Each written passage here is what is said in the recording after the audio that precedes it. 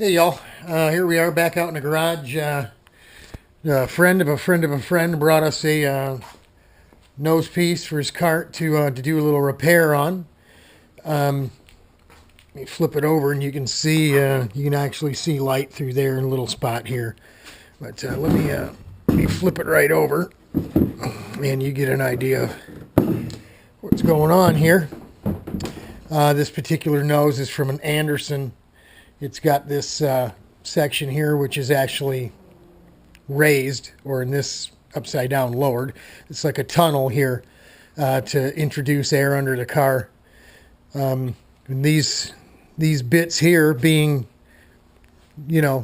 standard floor height, seem to take quite a bit of a beating, especially if you're riding rumple strips or you're getting off the racetrack.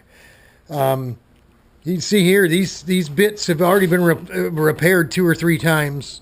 This surface of the nose itself has been reduced many times because this has been ground through. You can really see it here, how this line, if you use a straight edge or something, let's get a straight edge on there. If we were to use something like this, it's straight, right? You can see how that actually falls away quite a bit. So we need to get with the owner of the piece and find out exactly what he wants to do. Do you just want the hole filled, or do you want it fixed right? Because not only is there a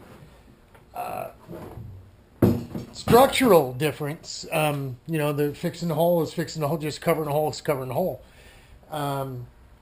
We wouldn't get into all that rebuilding that side surface where it's actually gone. We just fill the hole, and if that's what he wants, that's cool too. And that's obviously not going to cost as much as fixing it correctly.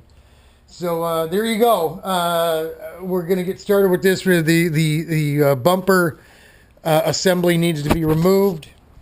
Looks like this brake duct here had some hot glue holding it on.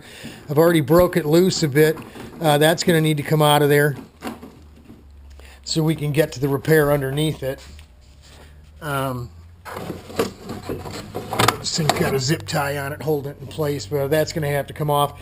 And then this side here, as you can see, where they had originally cut it, and I'll show you that stuff when we get the bumper and stuff out of there. You can see where the repairs have been done, and there's a big pile of fiberglass in here, just sitting right up on top of the black coloring of the inside of the nose as it is. So a bit of work to do. We're going to play around with it a little bit today. We'll get the bumper and stuff out, get that air duct out and stuff, and then we'll get a light in there and show you what's going on before we start cutting and carving. We're not going to cut and carve until we talk to the owner and find out exactly how far he wants us to go, which is basically how much do you want to spend, right? Well, that's it. Throw out in the old RPM garage. Terrible cold raining day. You see the big puddle in the garage. The door just, because the floor is pitched toward the middle of the garage where there used to be a drain, any rain that hits the outside of the door comes under instead of going out. So we really need to take a look at that too. So that's it. We'll bring you some more. Godspeed.